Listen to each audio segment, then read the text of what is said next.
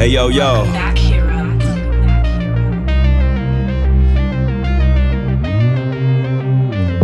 Yo, check it.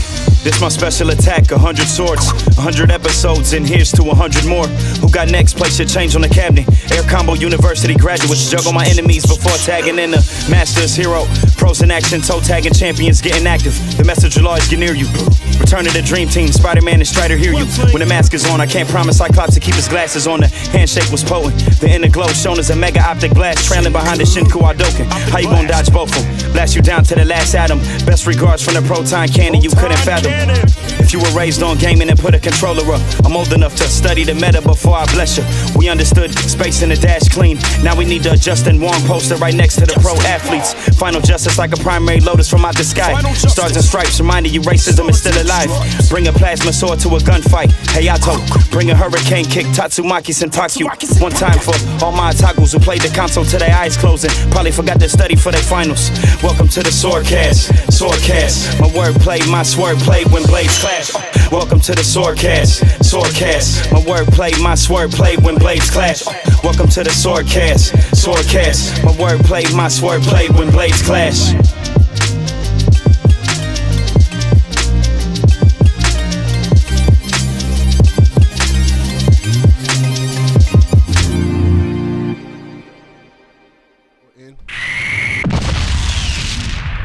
Boom. Wagwan. Boom. Yo, let's go. Episode 1. What is this, 110? Sure. Or is it 109 or 110? I think it's 110. I think it's 1010, yeah. 110. We're recording, right? Yeah, yeah. Oh, okay.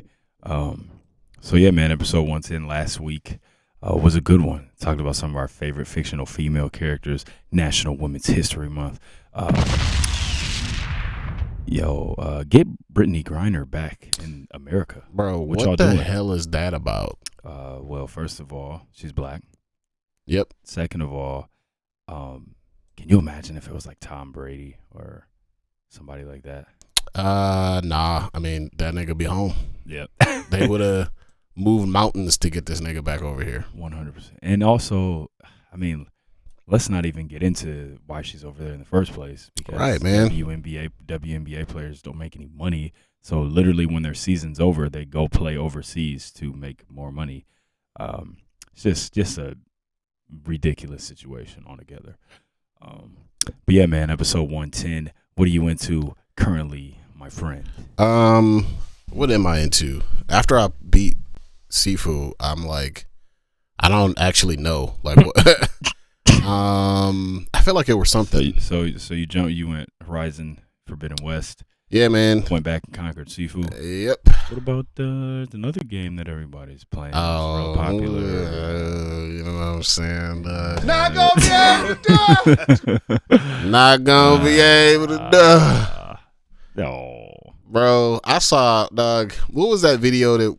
Well, okay. So there was two things that I saw that made me flip flop on opposite sides. One, there was this like this video that I seen. I saw this one dude. He was he was like, he just fought this really hard boss, and we're talking about Elden Ring, by the way. Yes. He fought this really hard boss.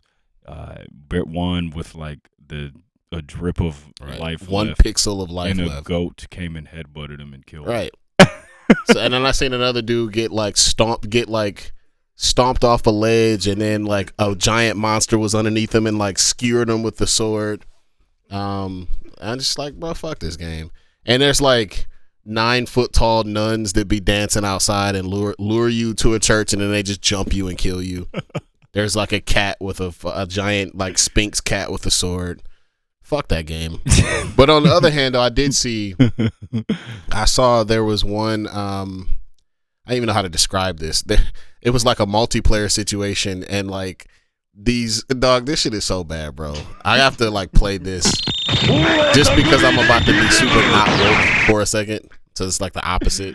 Bro, these niggas somehow, I don't know, it was like a group of guys that got together and did like a co-op thing, and they all dressed in like white hoods and like and then they started whipping this fucking enemy, bro. They just all started whipping this nigga.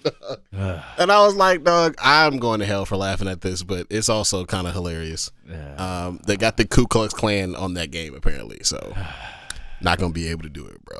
You know what I'm saying? Not gonna be able to do it. I'm gonna need you to cue some sad music for what I'm into currently. Oh yeah, hold up. Let me pull it up.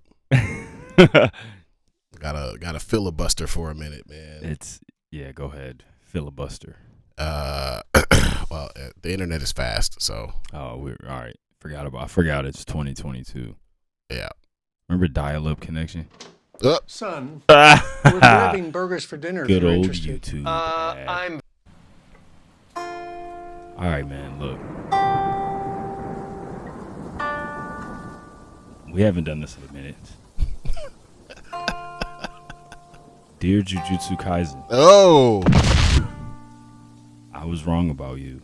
No shit. Tell me more. This is amazing.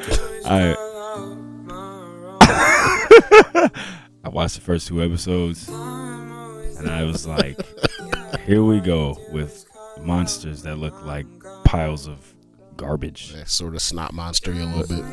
Monsters that look like Grimer, Muck, Yep. Pokemon. I just wasn't here for it. Nah. Not gonna be able to do it. But what happened? But I got past those 2 episodes. Uh-oh. Life found me bored, nothing to watch. I'd watched everything I was trying to watch, and the only thing that was left was Jujutsu Kaisen. I got past those 2 episodes, and then I was like, hey, then you know what else happened? Animation, top tier. Scraps, top tier. Real fights, real martial arts being done. Okay. Awesome characters. I didn't know that sad music was like a flat out song. I mean, it's all right, man. But in conclusion, Jujutsu Kaisen is fire, and I am sorry I was wrong about you. All right, man.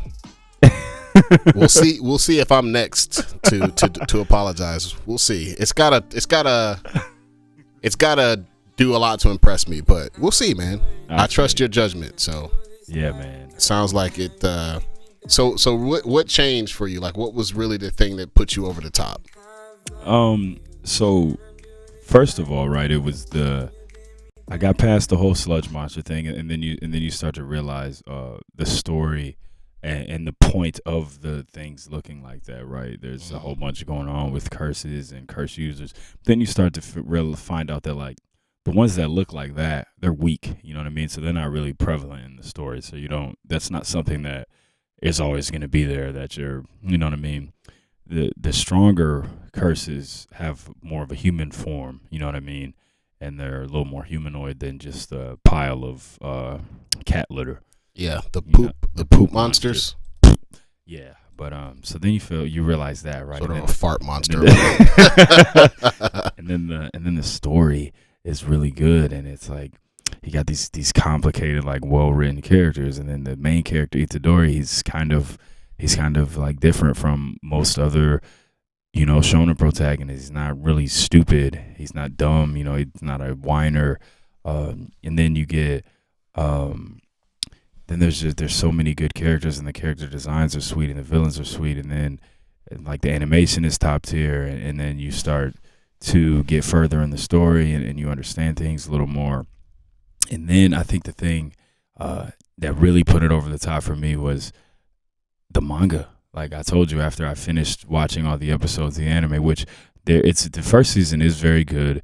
The fights are amazing. I told you before, it reminds me a lot of God of High School, the fights, because there's a lot of martial arts like tech in this show. There's a lot of like sweet martial arts weapons. There's a lot of like I said, just legit. Like, it's not the thing where they're just fighting really fast and you can't see anything. Like, it's legit like choreographed fights going on. It's really dope. And then I read the manga, man, and like I accidentally tripped and fell and like read all 14 volumes of the manga, and then went online and read it online so I could be all the way caught up.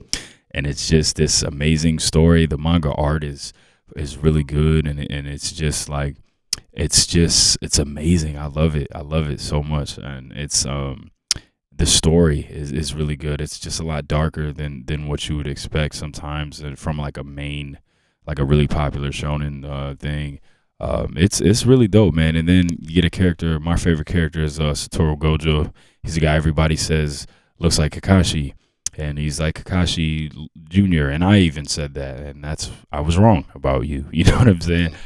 He's nothing like Kakashi, and this guy is. He just looks like him. He looks like him. They have white hair. I mean, but this is one of the best written OP characters that I've ever seen. He's OP, obviously super powerful. He was I mean, I'm not gonna tell his whole story, but like you guys should just watch it. But he was basically born with like these two super rare abilities, and he's like so powerful that the entire world is like kind of revolves around him in different ways. Like he's got like the elders of the Jujutsu like society and these sorcerers who they rely on him for so much because he's so strong. But since he's so strong, they rely on him too much, and then they treat a lot of the younger generation like they just kind of don't care about them, and they're like, oh well, they'll just die, you know, as long as Gojo's here, you know, we're good. And his whole thing is like he's been through some things in the manga, you know, he's been through a lot of things that have kind of led him to hate the elders, and now all he cares about is like he wants to just raise up this next generation so they can possibly be as strong as him, so they don't have to take, you know, whatever from the elders, because they just use them, you know what I mean? Right. But it's have to rely on them as much. But it's to the point where the villains, like the curse users who are bad, they don't even come out as long as he's living. You know what I'm saying? Wow. Because they're so scared of him. And but he's also like he's this super well written character where like his flaws are because he's so strong. You know what I mean? And it's like that's his weakness because everybody relies on him so much. He's got so many responsibilities, and he's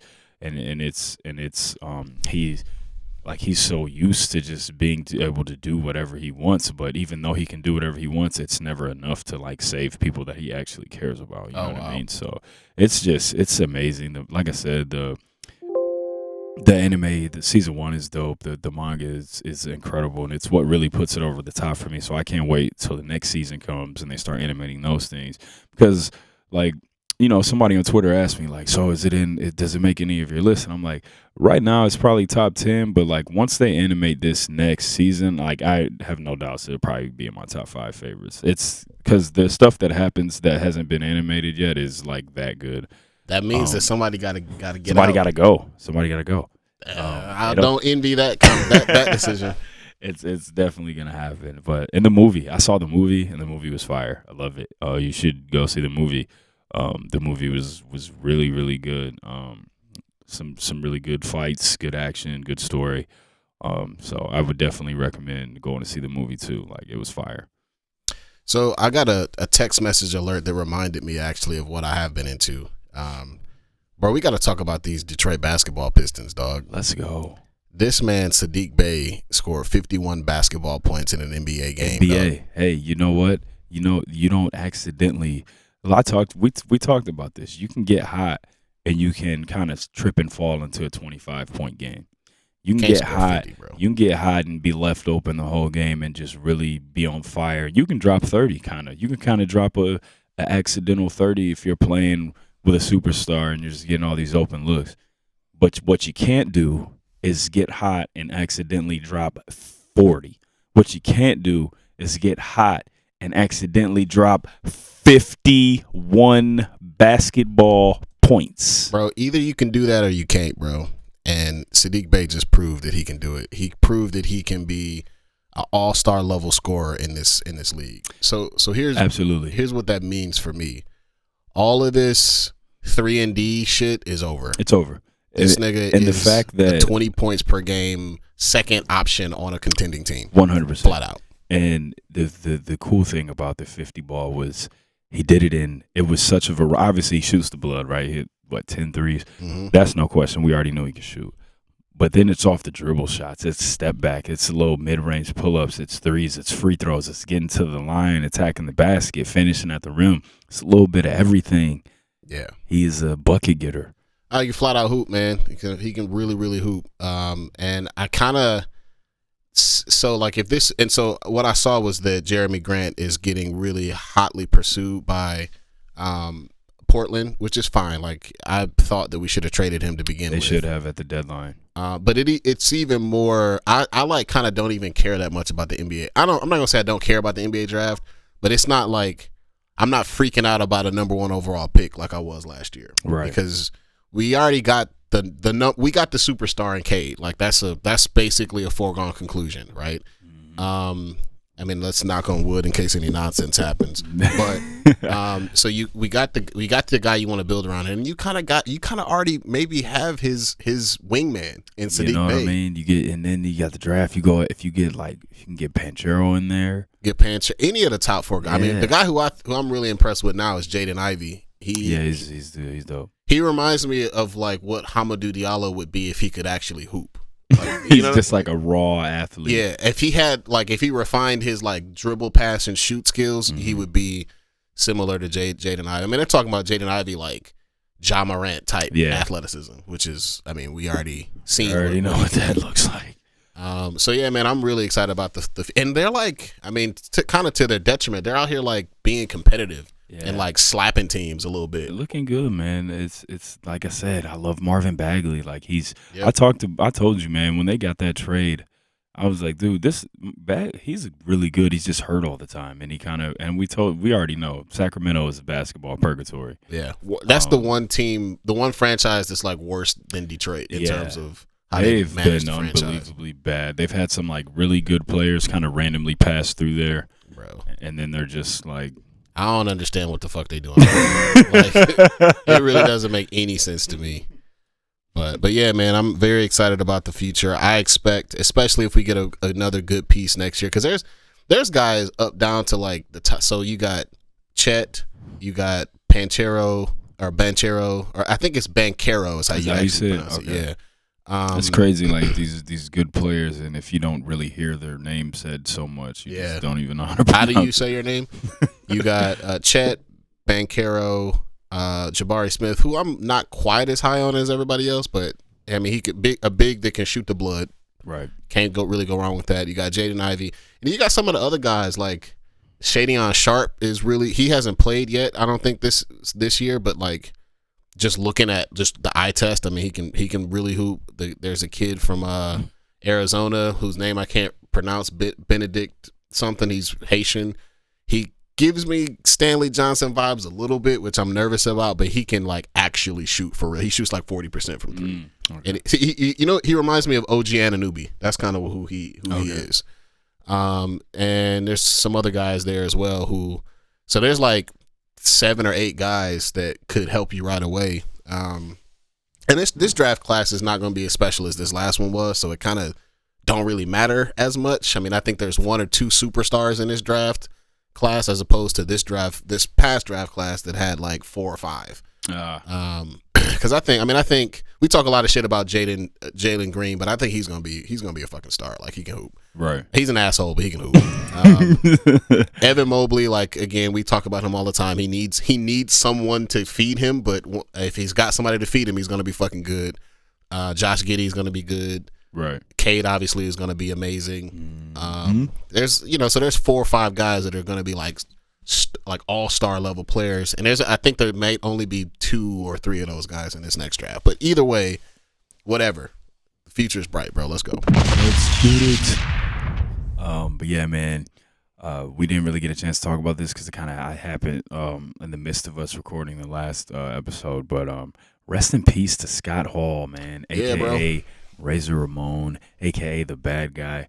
I mean, this is just a wrestler who, for people around our age, a little older, a little younger, he was a big time figure in pro wrestling for us growing up. For sure. So just like, were you a fan? And what are some things you remember about Razor Ramon? Definitely, I was definitely a fan. He was one of my early favorite wrestlers. Yeah, believe it or not. I didn't know as much about him when he was in WWF as Razor Ramon. I was first introduced to him when he came over, because I didn't watch I started watching WWF after I was already into WCW. Okay. And because of the Monday Night Wars, that's why I started watching them. But I was WCW first, so like he had come over with Scott Hall, and they started the NWO. Yeah, Kevin Nash. Right at right at the beginning of what would become the Monday Night Wars. 96. So like I was a fan of his. I just thought like, so there was two reasons. One, I thought it was cool that he had the same last name as me. Just as I mean, like as a 9-year-old kid, like anything. That's my uncle. Right, like that's my white uncle. Anything that's remotely interesting is enough to make you a fan of somebody. 100%. I liked that he was a big wrestler that could actually wrestle, like actually has some tech. Yep. And I think he's got probably one of my top 5 finishers of all time. Oh yeah, the Razor's Edge or the Outsider's Edge. Also, I think this is true. I think that's one of maybe 1 or 2 finishers that's never been kicked out of. Yeah, I think that was very, very well protected. I think it's finishing move. I think it may be maybe one other joint. Like rightfully so. Like why would you get up from that? Yeah, bro, he just dropped you off a skyscraper on your back. You're dead. Lay down. Back of your head smacks off the mat. Yeah. Yeah, you died. Big fan of Scott, and also like the whole. I mean, he started the shit that the Clique started is kind of like every bad boy group got their shit from them. Yeah, I mean, it's so prevalent now. Look at Bullet Club. Look at the Elite. Like you see all these big factions now, and I just think. I mean, you had the Four Horsemen, but you now the NWO made it cool to be bad guy. Like this was one of the first this is one of the first times where the heels were getting cheered and the outsiders were getting cheered, and it kind of was throwing off, you know what I mean, the programming a little bit, because you go to a WCW show and all you see is NWO shirts, you know what I mean, like yeah, the fans are throwing stuff in the ring, but at the same time they're cheering them, you know what I mean, like it was wild time. I mean, Scott Hall / Razor Ramon. I mean, when I think of 90s WWF, like me being a kid, renting videos from the video store era wrestling, there's 2 wrestlers I always think of, and it's Bret Hart and it's Razor Ramon. My brother loved him growing up. I mean, he was like a prototype kind of like mid-card big man that wasn't a thing before him. I mean, most big guys that size with that look, they were all kind of in the world title picture, but Razor was really like that first ever like mid-card fighting for the Intercontinental title big guy. Like he was having he was a good enough wrestler at that size that they would put him in the ring with like the smaller guys like Brett and Sean and What's the Three Kid, and I thought that was really dope. He's also obviously had lots of success in both WCW and WWF. He's a NWO pioneer. The finisher, the Razor's Edge, was fire. He's one of the all-time, if not the best wrestler ever to not win a world title. Like he's right up there. It's like probably him, Owen Hart, probably Mr. Perfect. You know, it's a small list, man, of like all-time greats that never won, you know, the world title. Would you put the British Bulldog on that list? Yeah, British Bulldog for sure. Davey Boy Smith in there too. It's a lot of really good wrestlers that never won a world title, man. Even Cesaro, like he's a newer wrestler, but still he's really good. Just real quick, man, to finish off kind of talking about Razor. He was, like I said, he was just a big time figure when we were growing up. I remember when I was a kid, I used to go over my cousin Jason used to babysit me and my brother all the time, and they used to beat me up and write NWO on my back. And they would always give me the Outsider's Edge, and then they would rip my shirt off and write NWO on my back. Right. And then my mom, typical big brother. I remember one time I was getting a bath and my mom was like, "What's that on your back?" And I'm just like, NWO, man. Right. You know what I'm saying? Good times. We came and got you, bro. Real quick, man, just in case you guys are like want to check out some of his earlier stuff, this is just a quick list of some of his like dope matches that he's had. 1993 Royal Rumble versus Bret Hart, Razor Ramon era, fire. 94 versus Shawn Michaels on Raw, fire. Obviously the one everybody knows, the ladder match at WrestleMania 10 against Shawn, fire. Then they had another ladder match at SummerSlam 95, fire. Then when you get into some of his WCW stuff, had the War Games match at Fall Brawl '96 was fire. Obviously, the one everybody knows, the big NWO debut, Bash at the Beach '96 with the Outsiders and some racist dude with blonde hair and red pants. I don't know his name. Nigger. Against Sting, Luger, and Macho Man Fire. And then I remember watching this thing. It was called Action Zone in like 1994 WWF, and it was a tag team match. It was Diesel and Shawn Michaels versus Razor Ramon and 1-2-3 Kid. That match is fire too. So if you guys want to look some of those matches up and check them out, they're really good. Rest in peace, Scott Hall, aka Razor Ramon, one of the best big man wrestlers ever. He also had a really interesting match against Hiroshi Tanahashi that I just discovered. Did some WCW they did some weird stuff with New Japan, man. Like, you know what I mean? They would bring him over, but they would also kind of send some guys out there. There's a Macho Man versus Jushin Thunder Liger match out there somewhere. Sting versus Muta. Yeah. So yeah, those two always had some stuff going on. What a some great, really good, perfect guys. Two guys that were just perfect. Just perfect for each other, bro. Yeah, they had some good rivalries going on too. But yeah, man, rest in peace, Scott Hall. Real quick, man, got a new segment here. All right. Shout out to the homie Eric Greenlee. He's got my absolute favorite wrestling podcast, and he did this on there, so I kind of stole this idea from him. But it's gonna be more than just wrestling, because they did it with like pure wrestling stuff. It was hilarious, so I love it. This segment is called "Do You Care?" Oh, I am simply going to just ask you if you care about some things, and you're just going to tell me if you care or not. If you want to get into why, some of these could be hard answers, but if you want to get into why, all right. You know, Elden Ring. Do you care? No. I mean, do I care? I care more about the. I care about the like. No. Not gonna be able. No. Not gonna be able to do it. I care about the conversation of difficulty as a game mechanic, but the particular game, I don't know. No. Elden Ring. I think that I don't, man, and it's just because I'm so far removed from being a fan from Soulsborne games. That's just what it is. It's just facts. I'm sorry. I'm not interested. So no, I don't care. It felt good to finally admit that. Yep. I've been kind of teetering on the on the edge. WrestleMania, do you care? No. I don't care either. I mean, this is I told you last week, this is the least excited I've been ever in my entire life for WrestleMania. You know what I will say though? Fine, I'll bite. Yeah, I want to see what the fuck this nigga Cody is gonna do. Fine, you know what I'm saying? Whatever. You got my attention. You happy? Right. Let's see what happens when you go to WWE. What are you gonna be jobbing in fucking a couple of months? Whatever. We got it.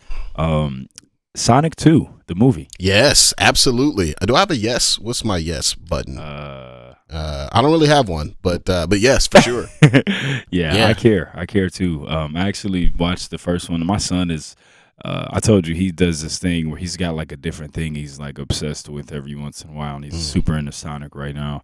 I love the first one, so I'm excited. Yeah, me too. And like I said, we saw the trailer. It just looks like a very fun movie. Yeah, I think that this version of this particular Sonic movie is in the running for best video game movie, or the first one, that is. Yeah, it's not very hard. Yeah, it's a low bar to clear. I mean, for me, I honestly still think first Mortal Kombat is my favorite video game movie ever. It's incredible.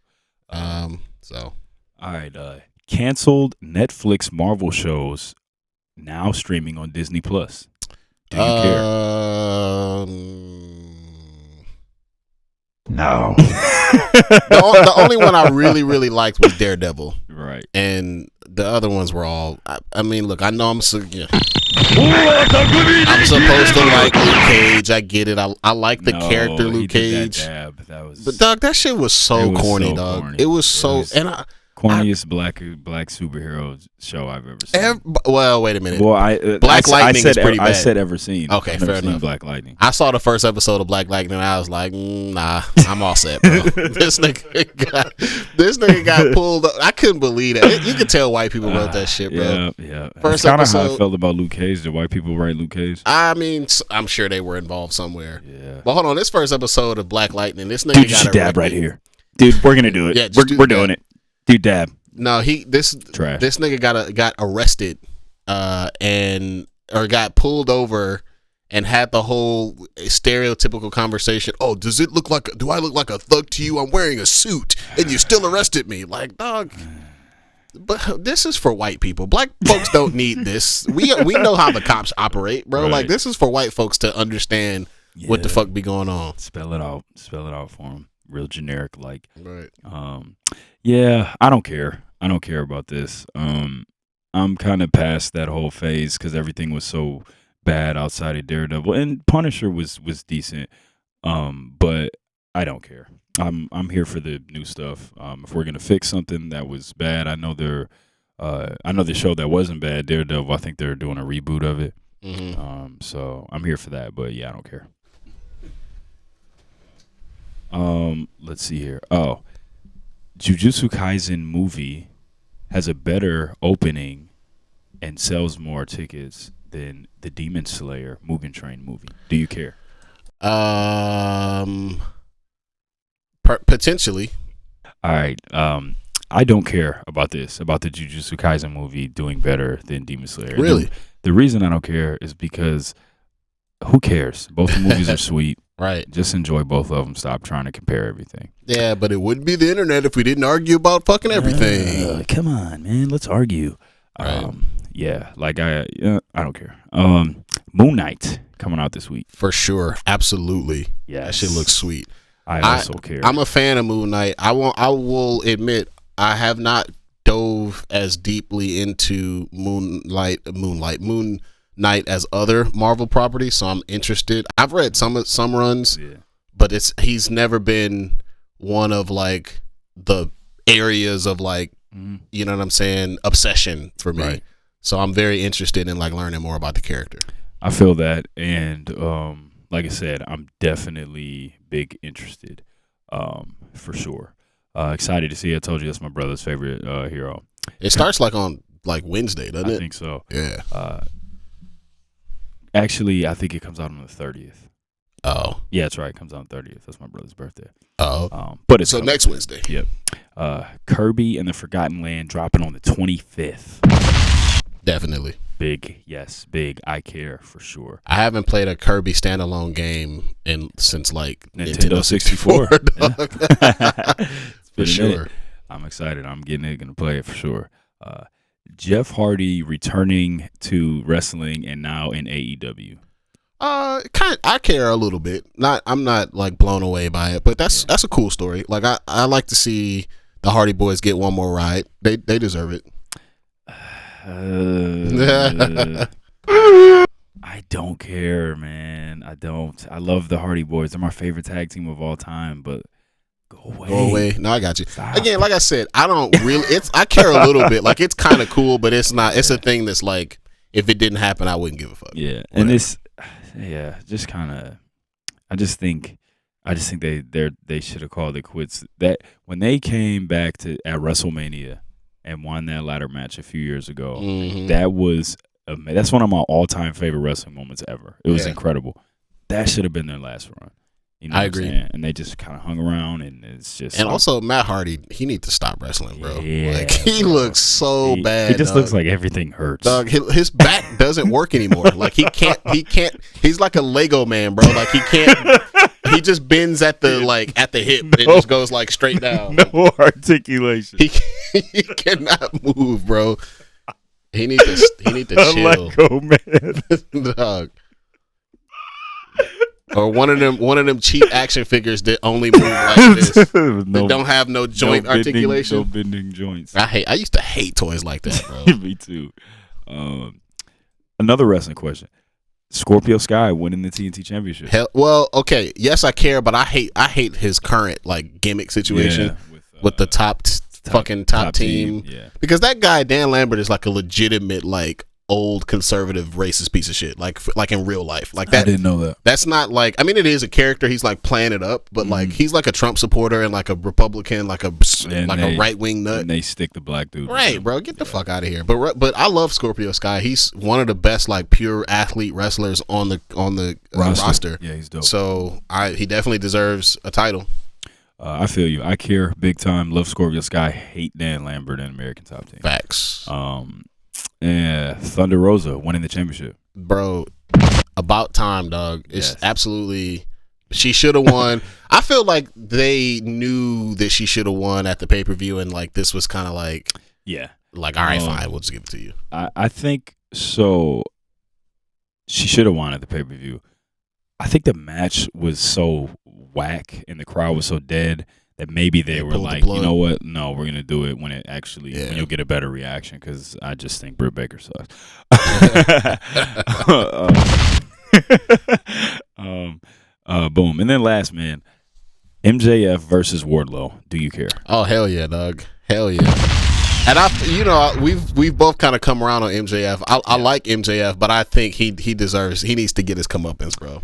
He And does. Wardlow, I fuck with Wardlow heavy too. I love Wardlow, man, and I think this is going to be one of the best AEW feuds. Both of them can wrestle, too, Yeah. on top of this being some juicy. Have they haven't announced that juicy match story. yet, have they? No, but we know I mean, it's yes, of course. They're gonna save it probably for the next pay-per-view. happening. Excited for that feud. All right, man, real quick. We're old. Toonami, 25-year anniversary. Dog. I think a lot of people our age or close to it, we owe a lot to Toonami, man. We owe a lot to Toonami for... This just in, Matt Ryan traded to the Colts. Wow. Weird, though. I think the headline there is really that Carson Wentz was traded to the Falcons. No, Carson Wentz went to the Redskins. Oh, he already got traded. Gone, yeah. Oh, so who was the Colts? They're gonna draft it. They're probably gonna draft the Falcons are probably gonna draft. Oh no, that kind of sucks because Willis. Yeah, and they draft like right before y'all, I think too, don't they? Yeah. Well, we're not drafting a quarterback because we extended Kirk Cousins. Oh, duh. Bro, the Lions, fuck it, bro. Just draft him second overall. Fuck it, bro. They're not gonna do No, hell, are you kidding me? Of But course not. They might be able to get one. Desmond Ridder is sweet, and I think he probably will be around in the second round. Yeah. But Toonami 25-year anniversary, man. Like I said, a lot of us, people our age, that was our source for watching anime, man. For when we were young, and you could just come home and you could catch Toonami, you could catch some Dragon Ball, you could catch some Gundam Wing, you could catch some Rurouni Kenshin. I just got that same alert. You could catch you could catch some dope anime, man, on Toonami. So like, what's one show that you saw for the first time on Toonami and it's still one of your all-time favorite anime that has been with you your whole life, basically? That I discovered on Toonami. Because a lot of us love Dragon Ball and Dragon Ball Z, but we didn't discover it on Toonami. Exactly.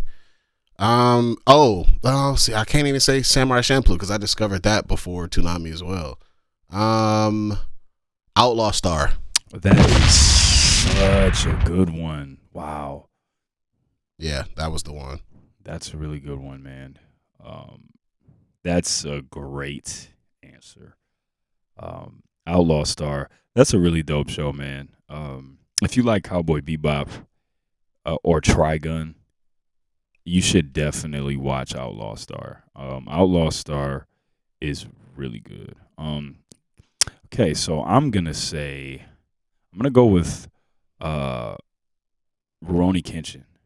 I'm gonna go with Rurouni Kenshin because one, I love Kenshin so much now, and the time that I discovered it on Toonami,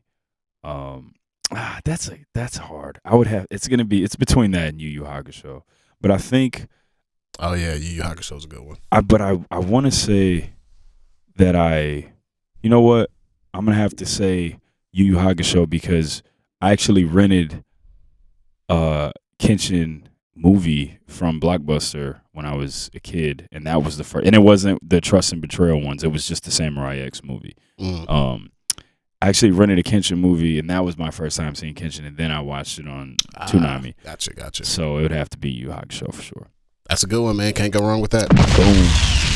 Man, Toonami has so many fire openings. Remember, me and you've been talking about Tenchi Muyo forever. Yep. Guys, if you're listening, what was the sweet one? Because there's like 20 Tenchi Muyo shows. I used to love the one that came on Toonami, but I can't remember which one it was. And every time I ask people, they give me so many different answers. So if you're listening, Black Gear, aka Steam Boy, aka Malfred, I'm talking to you because I feel like you would know the answer to this.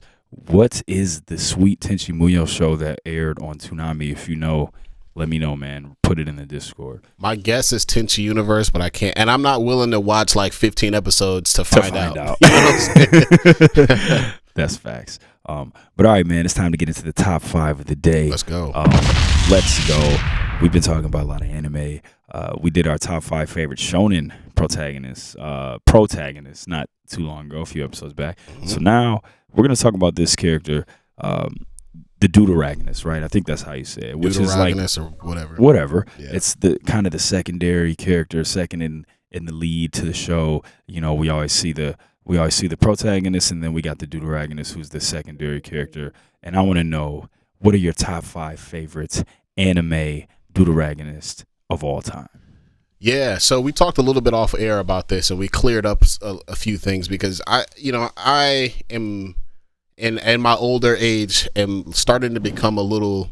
I've adjusted my. Here we go. Because I can't turn my back on shonen anime. It's like a core pillar of like my whole like childhood and like how I view pop culture. So I can't turn my back on it. But I have learned to adjust my expectations for shonen animes, because I'm learning now that like as an adult, as a 30-something, you can't just hit me with the same tropes over and over again and expect me to be like, oh my God, this is crazy, right? Yeah, facts. So what I've learned to do, and this is probably what I'm going to need to apply to Jujutsu Kaisen, is, hey man, it's a shonen anime. Yeah. It's going to do the stuff, all right? So just like have fun with it, and don't expect it to be this thing that like makes this grandiose statement about something. I will say this about Jujutsu Kaisen, and I told you this. It's not so formulaic like you think it is. Once you get past this anime, and you know, whether you decide to read the manga or not, but the things that are coming after this season, it is not at all like that. So it sounds like they break from. They definitely break away from that like where it's just so structured in your face. Yeah, same thing that we've always seen for so many years. So I'm glad to hear that. And I'm gonna. It's such a big part of the anime conversation that I gotta watch it, so I will. So anyways, one of the major tropes that like really frustrates me is the anime Deuteragonist or Deuteragonist. The anime doo-doo. Right. They're the like and it's not always bad. Sometimes it works out, and I think I've got 5 examples of when it works out. But when they manufacture tension between characters, and like because the formula requires that they remain friends, that you've got like this unrelenting asshole who's totally unforgivable, who the main character is bending over backwards to try to still be friends with. And that is what I cannot stand. Hate that shit. I hate it. I talked about it before. We did that a few episodes back. We talked about what are some shown like anime tropes that you can't stand, and mine is the main character who forces a friendship with this person who treats them like asshole crap. Right. Like, hey, I mean, and Sasuke turns it around. Hey, how you doing? I hate you. Die. Right. I'm actually going to kill you. Sasuke turns it around and becomes a really likable character, but for the first goodness gracious, early Sasuke of the whole series, such a jerk. It's kind of like, hey, Naruto, hey, fuck Sasuke, bro. Like seriously, fuck him, bro. There's an episode. There's an episode where Naruto literally falls on the ground and has a heart attack and starts hyperventilating because Kakashi's like, I'm going to kill him. Yeah, we about to go get rid of this nigga. Me and the adults are about to go find this child and kill him because he sucks. And and he's just, you Right. know, and I feel you, and I feel the same way about, you know, Deku and Bakugo too, man. Like, this dude is a complete jerk, and here you have this protagonist just forcing this friendship with this guy. Right? No, man. That's one I hate it. Fuck him, dude. Like, you don't deserve this. Like, you don't deserve to be treated this way. Oh my goodness. But so when they introduced the anime trio, that always works a lot better, in my opinion. So with that in mind, I only have one of those, but with that in mind, let's get into the top 5. So my first one is Tetsuya Kuroku and Taiga Kagami from Kuroko no Basket, because these guys, I mean, there was some anime rivalry where they like butt heads every now and then, but they were like legitimately like they're like friends, like legit friends. And their dichotomy, the way that they work together, where they're, you know, the light to the shadow, that whole thing, I just thought it was executed really well, and how they were able to overpower the generation of miracles off their bond, and also, like, how about the main character? Although I didn't love the fact that Tetsuya was kind of trash at hooping, except for dropping dimes. I didn't love that necessarily, but also, like, how about the main character just being like, hey bro, look, Tiger, you got the juice, bro. Like, go ahead and fuck these niggas up. Yeah. And I'll pass you the ball. And nigga, Tiger went crazy. He put like 50 on Ione. That was such a great, like, it was almost like a battle. It was like a fight between Ione and Taiga Kagami. Anyways, I really enjoyed that. Then we've got from Food Wars, of course, Yukihiro Soma and Akira Hanyama. Is that how you pronounce his last name? Akira Hanyama. Anyways, so one of the things I like about Food Wars is that there's not like one rival. He's got like several that he has like arcs with. And like per storyline, there's one guy who's like a rival to him. And I think his greatest rival, in my opinion, was Akira Hanyama, because he had the thing. So where where Yukihiro had all of this like cooking experience and all this cooking tech and all this like real world restaurant experience, and really was like polished. Akira just had that. He just had the nose, bro. He just understood spice and flavor, and was like, bro, I'm just about to fuck all that showy shit, bro. I know how to put the spices and the aromas and get the juices flowing. Right. And they had some really good battles. Again, Food Wars, bro. We're talking about battles, but these niggas is just cooking. It's amazing. Love that show. Right. Number 3, I'm gonna go with Shinra from Fire Force, and Arthur, the cat with the lightsaber. These are some good picks, man. Yeah, man. Again, another one where it's like there's some formula there. They're rivals, and Arthur like doesn't like him off top for no reason. But what's interesting is that they're like they got a believable friendship where it's like, they just give each other shit. Right. That's kind of their relationship, is they just like they just kind of like take the piss, to borrow a British expression. They just like that's their thing. They just, hey, fuck you motherfucker. Right. But they like work well together, and they clearly like each other.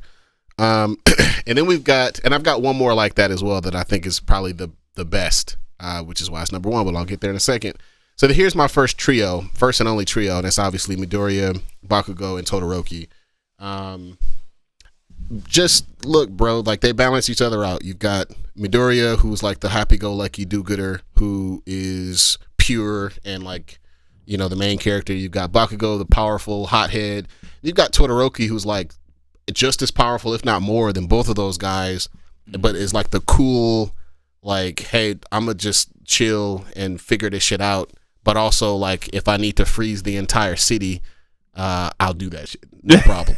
And obviously, like, just super interesting backstory for all 3 of these guys. So with that in mind, just skipping ahead to number 1, because I think this is the best pick. I'm gonna go with Goku and Krillin, but specifically from Dragon Ball, like Kid Goku and Krillin. Because I think this was the original prototype. So no Vegeta on your list? I think this one is better than the Vegeta, bro. I think it's better because that was the first thing I thought about, obviously. But like, I feel like Vegeta and Goku, especially as the series gets more and more advanced, they kind of don't need each other. Like the way that the plot relies on, hey, I'm just gonna create another transformation for Goku just to spite Vegeta. It just got old. It was like, all right, bro. And after a while, Vegeta, especially from what I'm understanding about the Dragon Ball manga right now, is that Vegeta is kind of like, yo, fuck Goku, kind of. I'm gonna just train with the Elder God or with the gods of destruction, like whatever, like who cares? Like I get it. He's the main character, so he's gonna keep getting sweet, whatever. But if you go back to, and again, not Dragon Ball Z Krillin who took a major backseat, but Dragon Ball Krillin, where him and Goku were legit rivals, but they were like best friends, but also like they trained together. And the way that they like supported and encouraged each other during those couple of world martial arts tournaments were just absolutely hilarious. It was awesome. And like Krillin and Goku really, really pushed each other, and they were legit friends. They were legit friends, and they legit like had love for each other, and they also like legit pushed each other before like the plot armor of Goku is an alien and is like super powerful. Yeah. Like Krillin was right there with him, and like he was training with him every day. I mean, technically strongest human fighter on Earth. On Earth. I mean, all of planet Earth. We'll tell you. I say this all the time, bro. If you kick Krillin as he stands and drop him into the Marvel Universe, he's gonna punch a hole through Thanos. Low difficulty, punch a hole through Thanos, bro. No problem. Just the power scaling difference, bro. I mean, Krillin is literally Superman in if you just bring him over to the Marvel Universe. Hey, he can fly, he can shoot like planet destroying lasers. Like, come on, what are we talking about here? Slice a mountain in half with a disc. I mean, Captain Marvel out here. What are we talking about? So yeah, for me, man, it was definitely Kid Goku and Kid Krillin. I think is the prototype of like rival, legitimate, wants to push each other, but also friends, man. Like that's the thing that I think we need more of that. Yes, I agree. I think the whole point of there being a Deuteragonist is that they are friends with the main character. You know what I mean? I agree. Boom. All right, man, let's go. Let me get into my top 5 favorites Anime Deuteragonist list. Coming in at number 5, I'm going to go with a character from a group of 4. Okay, we don't see this a lot. I'm going to go with Kurama from Yu Yu Hakusho. I'm going to go with Kurama, man. I think this is a show. This is one of the few examples. Like we see the 2, we see the 3, but in Yu Yu Hakusho we get that group of 4. And Kurama is one of the main characters in that group. Are we gonna call him by his American name, aka Blake Griffin? No, that's Kuwabara. Kurama is the redheaded. That guy. I remember him. Okay, that's a good pick because I remember him like off top just being like a little bit of just kind of artificial standoffish kind of. Mm-hmm. Say more about that. I love Kurama. He is obviously, so you get Yusuke, who's the main character. You get Kuwabara, who's kind of the over the top, like silly. Urameshi. The over the top, kind of dumb musclehead guy. Then you get Kurama, who is a demon, but he's the most. He's the nicest one, but also arguably one of the most powerful ones. You know, he is a demon. He has a demon form, but you see him. He is the most he's the most empathetic person in the show. Like you see how he cares for others. You see him care about his human mother. He's a really good character. He's definitely the most like chilled out one out of everybody. Why this pick over Hiei though? Because he seems like the most like stereotypical Deuteragonist. What it could be, he could still be on the list. We don't know. But yeah, I love Yu Yu Hakusho. Kurama's really dope character.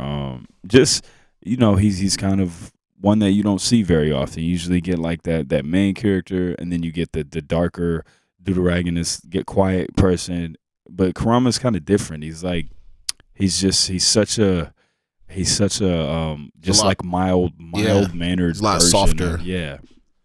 So I love Kurama. So he's gonna be on number 5. Coming in at number 4, I'm gonna go with a new character here. I'm gonna go with Megumi Fushiguro from Jujutsu Kaisen. I liked him in the show, but obviously I've read the manga, and he's just become one of my favorite characters in the story.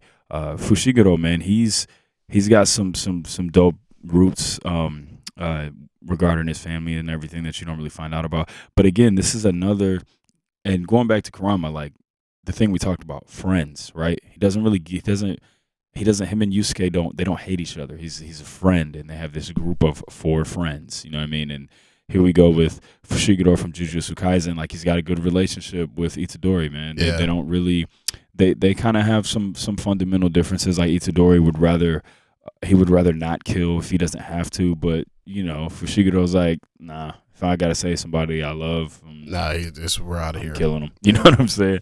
But again, dope character. He's really strong. Scrap. I love he uses a sword every now and then. I like his character design too. He looks cool. He's the one who looks like a character. He kind of looks like Jin Mori from. He does look like out of high school. Yeah, same hair. Yeah, he does look like Jin Mori. I never noticed that. But yeah, he's dope, man.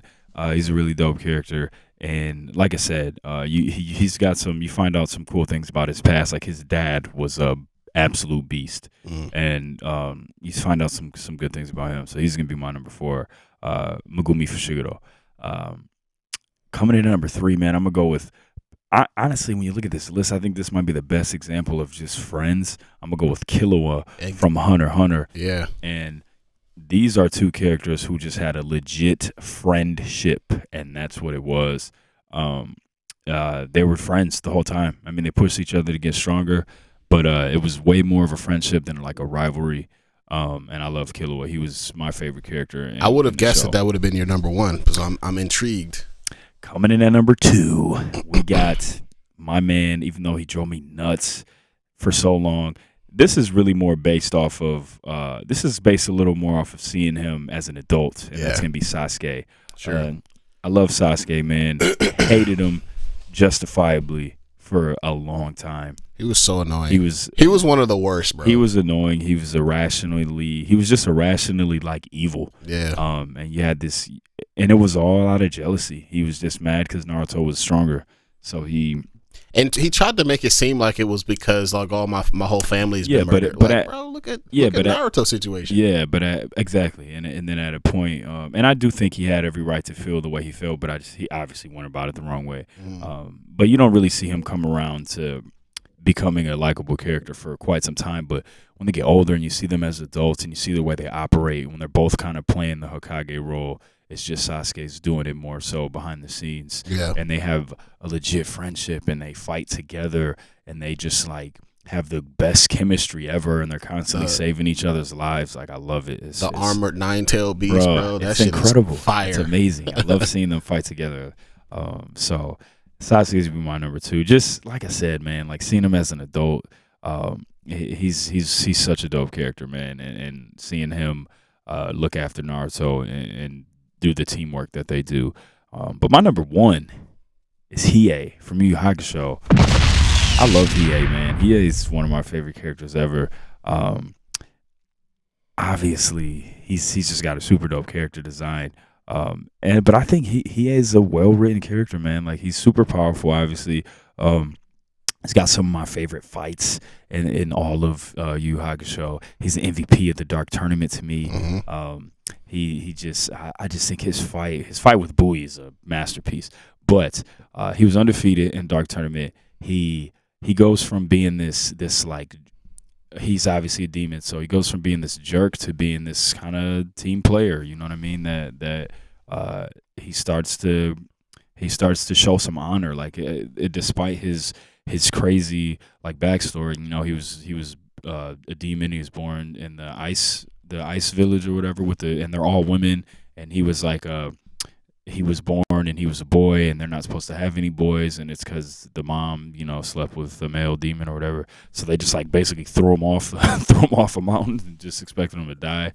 And he kind of, you know, and he came up like that, and he was still, you know, he still shows some honor. Like when he fights Bui, Bui wanted him to kill him, and he didn't kill him. Mm-hmm. And then just like I just love a character who doesn't need credit for the things that he does. Like the whole reason he got the Jagan eye implant was so he could find his sister, because he wanted to find his sister. And then when he found his sister, he didn't really he found her, he saved her from the the people that kidnapped her, but he doesn't even tell her that he's her brother. You know what I mean?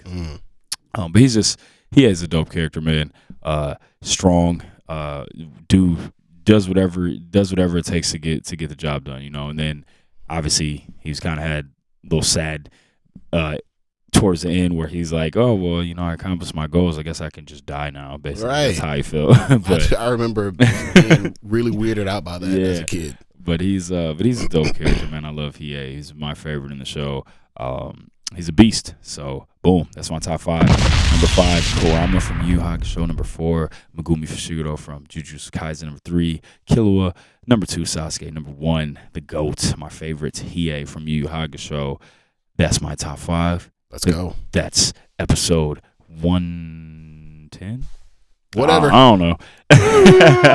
We'll catch y'all next week. Everybody in the Discord, stay tuned, because for the next episode, I have another definitive top 10 list planned. I'll let you guys know what it is after you check this episode out, and I will send the request to the Discord, man. Let's All right, go. y'all. Peace.